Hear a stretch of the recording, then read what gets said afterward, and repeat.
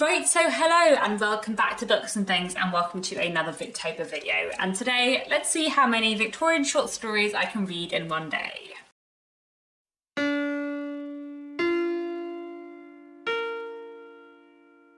So I've been thinking that this would be a fun video to make, to just sit down and see how many short stories I can read in one go, because there are so many Victorian short stories that I really want to read. I really love Marissa's challenge that she set for Victober this year to read Victorian short stories, and there's just many Victorian short stories that I'm excited to read. So today I'm going to see how many short stories I can read in one day. I'm not going to read for like 12 hours because it's already 10 o'clock in the morning. I've done some writing this morning, as I do every day, but I did think that it might be nice to just see how many short stories I can read. Basically, I think I'm going to read from now, which is 10 o'clock in the morning, through to like dinner time. So I might read for 8 hours, 9 hours, 10 hours. I'm just going to see how I go. But I'm really excited to read a bunch of Victorian short stories. So I have quite a few different options and different places where I'm going to get my short stories from.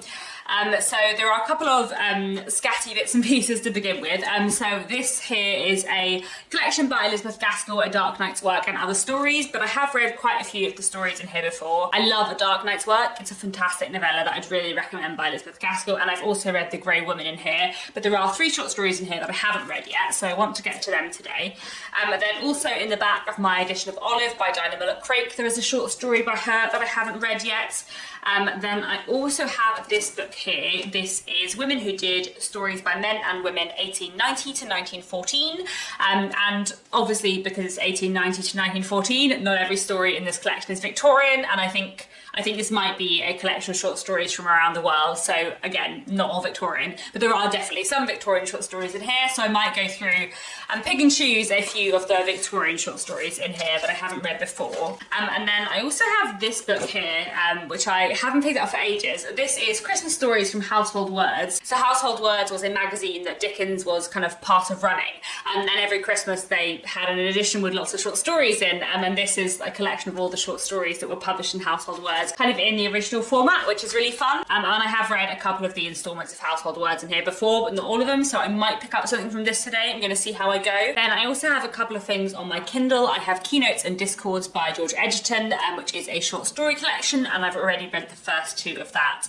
And then the other thing I have on my Kindle is a short story called Wooden Tony by Lucy Clifford, which I heard some other people talking about in Victober TBRs, I think, and apparently this is like one of the first representations of autism in literature, which I think could be quite interesting, so I might pick up this today as well. And then also, I'm definitely not going to get through all of these things today, am I? There's also a online database of short stories, which I'll link down below and I'll show you later, which I'm excited to delve into. There's like 300 short stories on there, but I might just pick and choose a few to read today because I thought that might be quite fun. I don't even know where to begin. I think maybe I'll start off with an Elizabeth Gaskell short story because Elizabeth Gaskell's always very reliable. I might start off with Libbie Marsh's 3 Eras, which is apparently only 30 pages, so that's not going to take very long, and I'm excited to give it a go.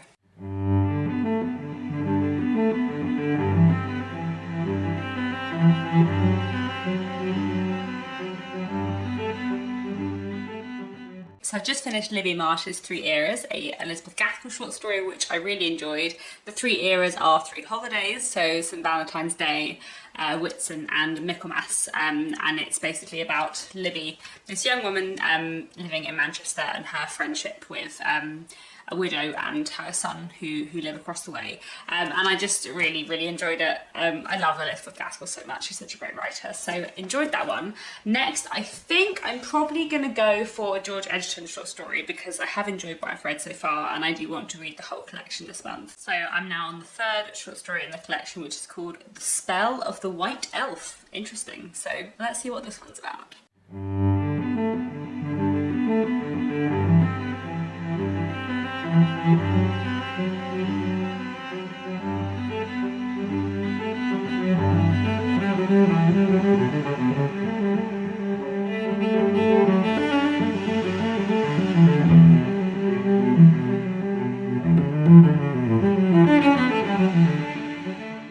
So I've just finished The Spell of the White Elf by George Egerton, which was not so supernatural as it sounded. It's about a young woman who meets and talks to another woman who's telling her about her adopted child, who she calls the White Elf. I think because the baby has like slightly pointy ears, but it's mostly just about them talking about motherhood, I suppose. I'm really enjoying reading George Egerton so far. She's quite like an interesting sort of feminist Victorian writer, I suppose. Although I always find it really interesting to read like stuff that is feminist from the past, because obviously it's kind of like different sorts of feminism that we would necessarily have today, so I find that quite interesting.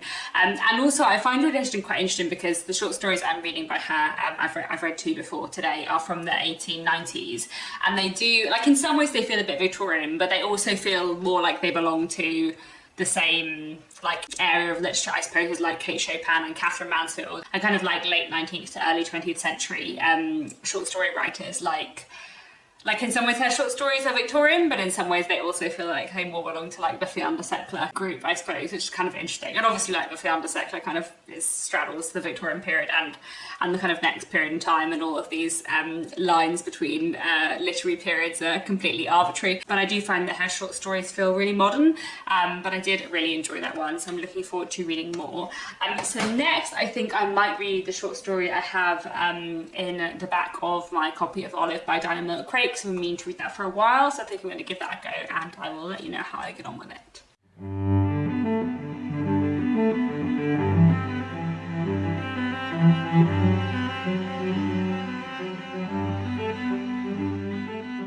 So I've just finished reading the Dinah Millet-Craik short story, which was fascinating. I'm going to refer to this story by its subtitle rather than its full title. Its subtitle is An Old Governess's Tale. Its title is a term that is no longer in usage and now offensive, so I don't want to use that here.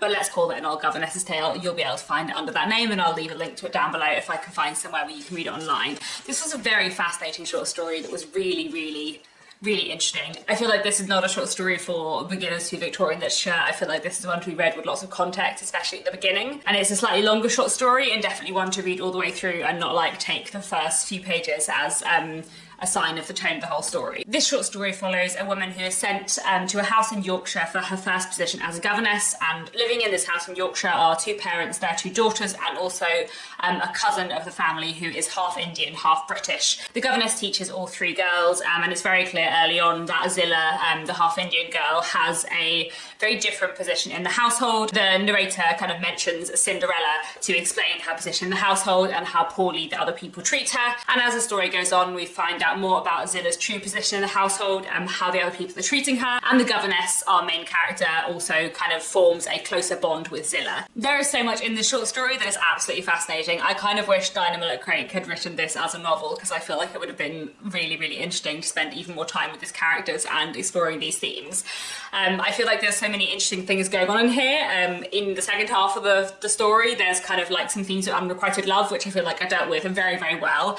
And the way this looks at family and prejudice is really, really interesting. Like I say, it's definitely a short story to be read with its context in mind, and I feel like it's one to be read by people who are interested in Victorian history, potentially more than people who are interested in Victorian literature, though I do think it's a good story in its own right as well. In this story, Dinah Millet-Craik is very much trying to write about prejudice, trying to write about the way that the people around Zillah treat her and the prejudices people feel towards her, both because she's mixed race and because she's presumed to be illegitimate. And Dinah Millet-Craik is very much criticising and writing against stereotypes from the time, but one, this was written in the 1850s, so obviously to a certain extent there are some prejudices present in the narrative. But also because Dinah Millet-Craik is trying to show the progression of the narrator's opinions and the kind of banishment, I suppose, of the narrator's prejudices. That does mean that at the start of the story, when the narrator first meets Zillah, you do kind of have to get through some passages of the story where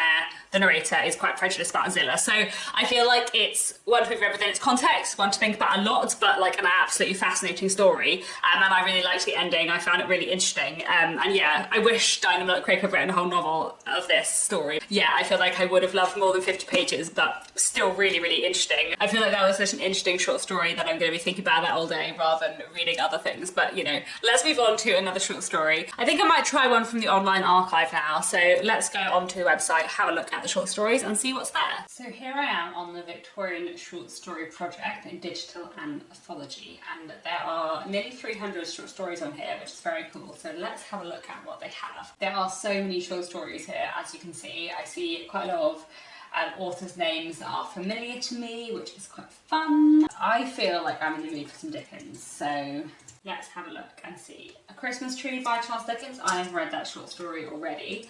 The Haunted House, which is a anthology by Dickens and various other authors. I don't necessarily want to read that today, though I do really want to read it at some point. Here's a few individual short stories. Hunted Down I have already read.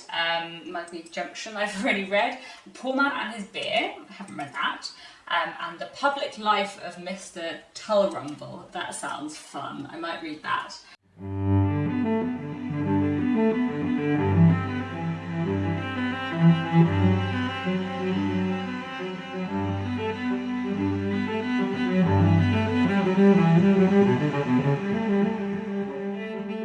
So I finished The Public Life of Mr. Tulrumble by Charles Dickens, which was quite fun, very short, probably the shortest one I've read today, and it was enjoyable. It's about a kind of self-made man and what happens when he becomes mayor of a town, and it was very entertaining, quite funny. There were a couple of very funny lines, so I enjoyed it. It was good fun. So next I think I'm going to go for a story out of Women Who Did. I'm not sure which one yet. I'm going to have a look through the contents page and work out which stories are Victorian, and also because there's a few short stories in here by George Egerton, I'm going to work out which ones are now not in Keynotes and Discords, because I would rather read them as part of her collection Keynotes and Discords rather than here, if that makes sense.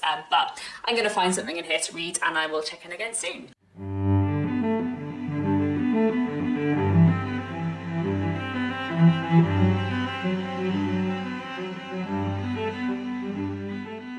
So I just read a short story from this one. I read The Sphinx Without a Secret by Oscar Wilde, which was good fun. I always like Oscar Wilde. This is quite a short story, so there's not very much I can say about it without spoiling it. But basically we're following a young man who meets a friend of his abroad, and then they have a chat about his friends' romantic relationships. And I can't really say more than that because it is quite a short story, but I enjoyed it a lot. I always like Oscar Wilde, he's quite entertaining. So yeah, I think I'm going to carry on and read another short story in this book. So I think the next one I'm going to read is The Yellow Drawing Room by Mona Caird. I hadn't heard of Mona Caird before, but I looked her up and apparently she's an English novelist who caused a lot of controversy in the late 19th century by her feminist writing, so she sounds like a really interesting author, and I'm looking forward to trying The Yellow Drawing Room by her. This is another relatively short story, and after this I think I'm probably gonna go back to Elizabeth Gaskell and read one of her longer short stories in a Dark Knight's work, but let's see how I get on with The Yellow Drawing Room.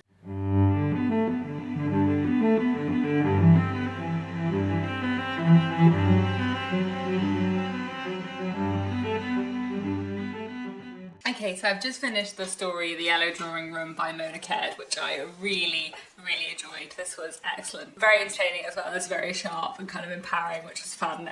So it's told in the perspective of this man who's staying at this country house, and he forms this intense attraction to a young woman, but they have very different opinions about the position of women in life. It's about 2 o'clock now, and I've read 6 short stories, which I'm feeling pretty pleased with, so I'm hoping I'll manage to get through, I don't know, 10, 12, 15 today, depending on how long into the evening I manage to read.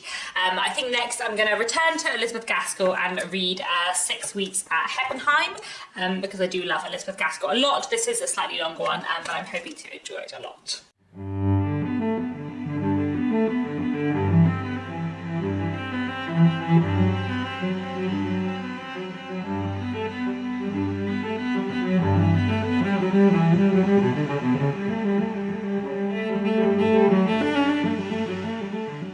So I've just finished reading 6 Weeks at Heppenheim by Elizabeth Gaskell, which I really enjoyed. I feel like Elizabeth Gaskell is a real master of the over-the-shoulder narrative, where it's told from the perspective of one character, but it's actually about the other characters. So we're following a young Englishman who is travelling abroad in Germany and ends up, due to an illness, kind of being confined at an inn for quite a long time, and for the 6 weeks when he is in Heppenheim, he is kind of a witness to events featuring many of the people who live in the inn, chiefly a young woman called Thecla who kind of nurses him during his illness.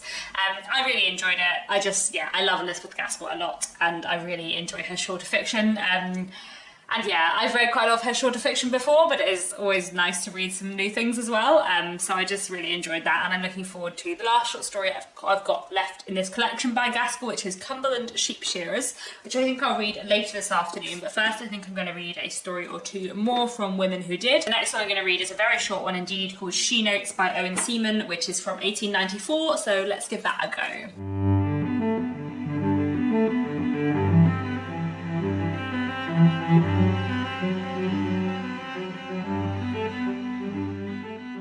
So I've just finished reading the short story She Notes, and a very strange reading experience it was too, because I realised about a page in, well, a few lines in, that it is kind of like a retelling of the first short story in George Egerton's Keynotes, which is called Across Line, and it's basically like a weird retelling of that with a different ending. So that was strange. I can't decide. I feel like I liked Across Line more than She Notes. So next, I think, having just read a retelling of George Egerton, I think I'm going to carry on with George Egerton, actual George Egerton, and read the next story in here, which is apparently A Little Grey Glove. So let's give that a read.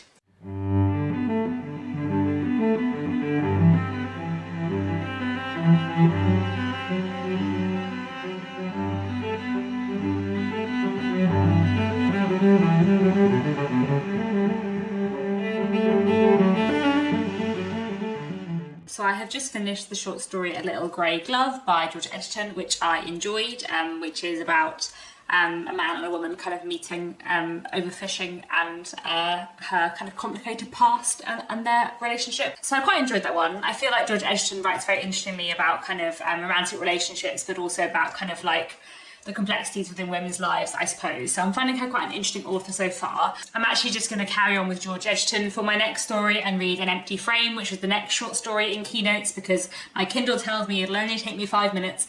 And after that, I think I might try something else from the Victorian short story archive online as well.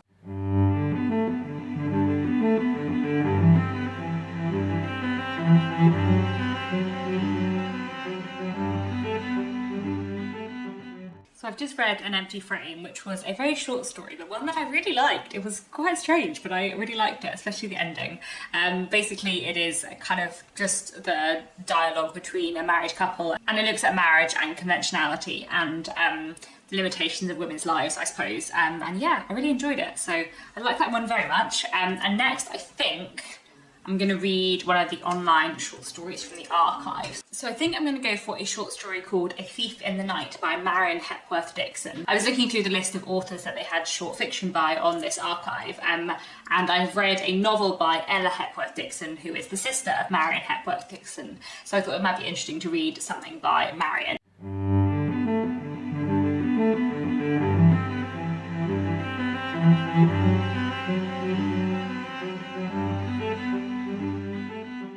So I've just read A Thief in the Night by Marion Hepworth Dixon, which I really enjoyed. It was a really good story about a woman grieving for her brother-in-law, who she kind of had feelings for in the past. It was very short, but it was very intense, and I really enjoyed it. So I'd quite like to read more by Marion Hepworth Dixon. However, I looked her up, and apparently she was mostly an art critic and didn't actually write that much fiction. So I think there's like another short story or two out there, but not very much. But I really enjoyed A Thief in the Night, so definitely a short story I'd recommend. Next, I think I'm going to try and read some short stories by Lucy Clifford. So the edition I've got contains Wooden Tony and The Wooden Doll. I think both of them are actually really short, so I think I'm actually going to start with The Wooden Doll, which is the first one in the collection, and then read Wooden Tony and just read both of them together, because they are both quite short, and I've heard interesting things about Lucy Clifford, so let's give her a chance and see how this goes.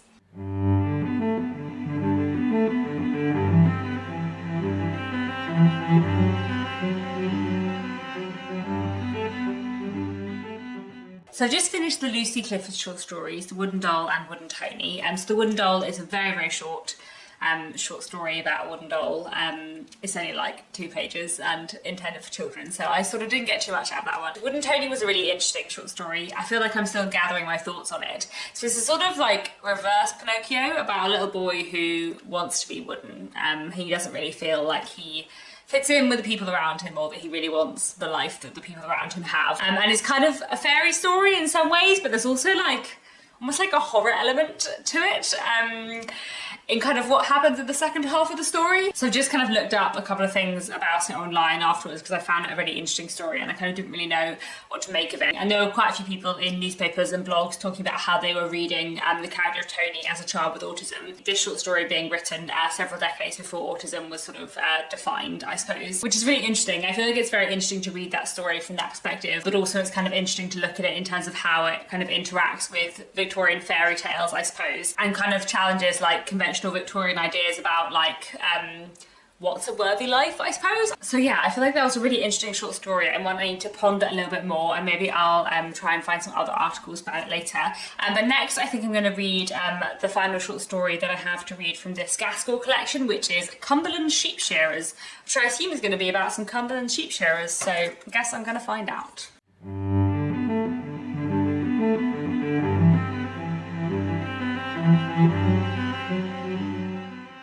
So I've just read Elizabeth Gaskell's short story about sheepsharers, which I quite liked. It was quite interesting. More sort of like historically interesting, I would say, than like a wonderful story in its own right. I definitely enjoyed the other two Gaskell stories I've read today, especially 6 Weeks at Heppenheim more. But it was quite interesting. Basically, it's a short story about a family going to watch some sheep shearing and the things that they see. And I gather by the notes that the impression is that it's probably like loosely based on something that actually happened to Elizabeth Gaskell, so it's sort of semi-autobiographical, I suppose. One thing I did enjoy about it is that towards the end of the story, Elizabeth Gaskell references Jane Austen and talks about her delightful novel Emma, and this pleased me because I'm not surprised to hear Elizabeth Gaskell like Jane Austen. I feel like she would from her novels, but also I know that Charlotte Bronte really didn't like Jane Austen and that Elizabeth Gaskell and Charlotte Bronte were friends, and I just have a really nice image in my head of Elizabeth Gaskell and Charlotte Bronte just like having a furious debate about Jane Austen, and even if that is an invented idea, it really pleases me. Anyway, the actual story made me think quite a lot of Thomas Hardy because it was about sheep shearing, and the next short story that I want to read in this collection is actually by Thomas Hardy, and it's a short story called An Imaginative Woman, which I don't think I have read. I have read quite a few Thomas Hardy short stories in collections in the past, so thinking especially of things from Wessex Tales, so it might be that I start reading it and discover that I have already read it, but I don't think I have, so I'm gonna give it a read and see what I think because I love Thomas Hardy a lot. I've been really enjoying reading The Mayor of Casterbridge at the moment, so it'll be nice to read something different by Thomas Hardy today.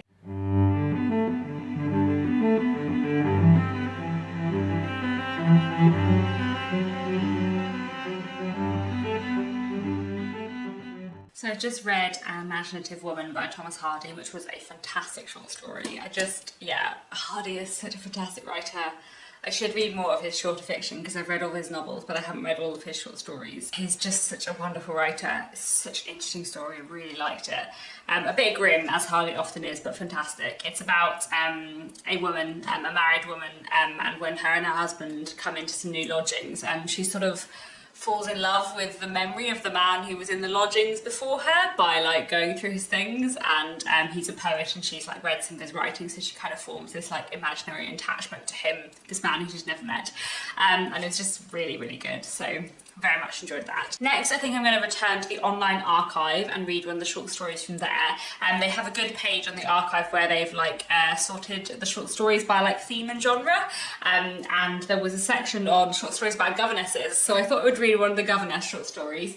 So I'm going to read Helen Fairfax by Mrs. James Whittle. Never heard of this author before, but it's a short story about governesses, so I'm going to give it a go. And I also realised I haven't mentioned that I haven't read anything in the end from this collection today, and I'm probably not going to, just because when I was looking at the titles of the stories in here, they are all pretty Christmassy, which I shouldn't have been surprised by because it is the Christmas stories from Household Words over the years, but actually I was thinking they were published at Christmas, but would they all be Christmassy? But actually most of the titles suggest that these stories are pretty festive, so I think I'm going to leave it for now, but maybe I'll return to these in December. So yeah, let me crack on with Helen Fairfax.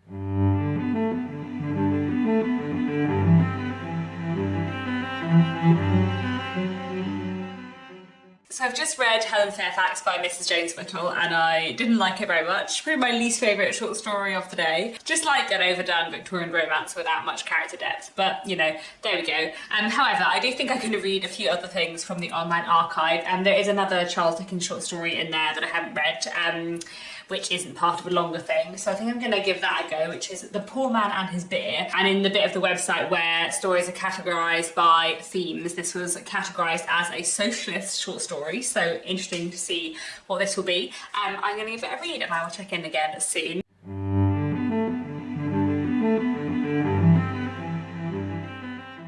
So I've just finished reading The Poor Man and His Beer by Charles Dickens, which I did enjoy. Not as much as the Dickens story I read earlier, I would say, but I did still like it. And it's quite an interesting story, kind of like historically and socially, because as I said earlier, it sort of is a socialist short story, sort of. And basically it's about a wealthy man who has kind of tried to help his neighbourhood by setting up sort of a working men's club. An allotment club, and it's basically about that. So quite an interesting short story, definitely one of Dickens's short stories that is more like focused on the kind of social critique stuff than on characters particularly, like the characters weren't very defined. But I did find it quite an interesting story socially and historically, and also like that very Victorian blend of like the wealthy man makes a big deal of the fact that he never patronises the people, and he clearly does, but Dickens obviously doesn't think he does, so there we go. Anyway, next I think I'm going to read some more George Egerton, because I think the next story I've got in the George Egerton collection, Under Northern Sky, is slightly longer. It's in 3 parts apparently, so I'm quite keen to read this one. I'm enjoying George Egerton so far, so I will crack on with that.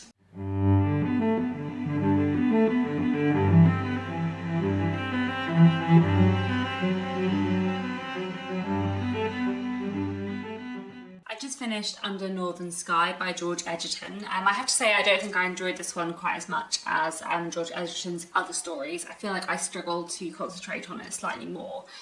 Maybe that's just because I'm reading too long. I think I'm going to read 1 or 2 stories more and then let's stop for the evening. There were some things about it that I found quite interesting. It's focusing on a household where the kind of master of the house is suffering from alcoholism, and it's mostly about that, which I found quite interesting. But I did feel like the ending felt quite long and it didn't feel like as focused a short story as George Egerton's other stories that I've read so far. But I did find it quite interesting still. So I think next I'm going to read another short story from here, and I think I'm going to go for A Woman in Grey by Alice Meynell, and see how I get on with that one. I think I'm going to read this story and then another one that is fairly short from here and then finish off for the day, but I would like to try and get to 20 short stories if I can before I stop, just because that seems like a nice round number, and I've really enjoyed reading short stories today, so let me crack on with A Woman in Grey.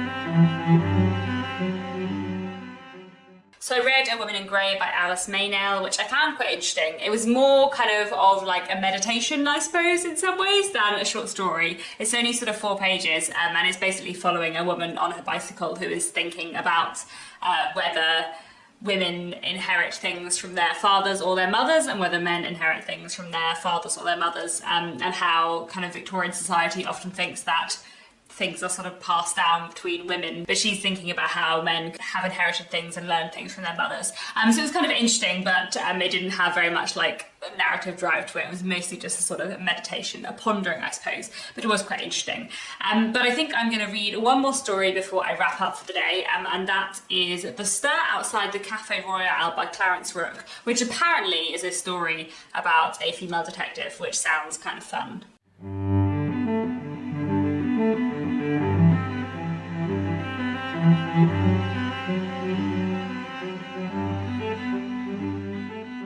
So I have indeed now read The Stir Outside the Café Royal by Clarence Rook, and I had mixed feelings. I sort of loved it and I sort of hated it. I feel like I really enjoyed it, but like the last couple of sentences slightly let it down for me, but it was still a fairly enjoyable read. So it's getting closer to 7 o'clock in the evening now, so I think I'm going to stop on the short story for the day. I'm pretty pleased with what I've read today though. I've read 20 short stories by 13 different authors, and I really enjoyed most of them. I'm trying to think what were my favourites. The Old Governess's Tale by Dinah Mullock-Craig was a fascinating story. I really enjoyed 6 Weeks at Heppenheim by Elizabeth Gaskell. I also really really liked The Yellow Drawing Room by Mona Caird, and I thought An Imaginative Woman by Thomas Hardy was fantastic. Hardy's just such a master of like psychology and characterization. Oh, and actually I loved A Thief in the Night by Marion, Hepworth, Dixon as well. That was fantastic. So some very good stories today. It's been really nice to spend the day reading lots of Victorian short stories. So that's all for now. Do let me know down in the comments, what short stories have you read this Victober? What have you been enjoying? Have you read any of the short stories I've mentioned today? And that's all for now. Thanks so much for watching, and I'll be back very soon with another bookish video.